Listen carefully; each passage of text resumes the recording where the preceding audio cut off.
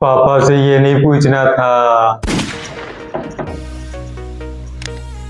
आज तो लेट चली, मस्त आराम से सोऊंगा। ये अब तो मस्त आराम से सोऊंगा।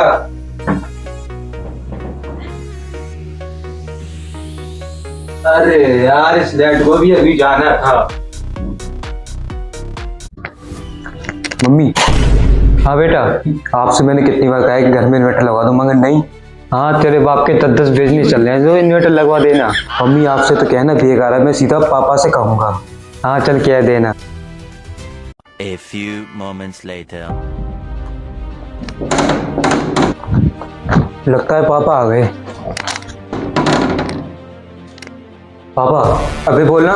वो पापा घर में इन्वर्टर लगवा दो, मेरे पास इतने पैसे नहीं है। पापा, जब मैं स्कूल से आता हूँ, जैसे ही सोने जाता हूँ वैसे ही लाइट चली जाती है। अबे तुझे मैं सोने के लिए स्कूल भेजता हूँ। पापा से ये नहीं पूछना था।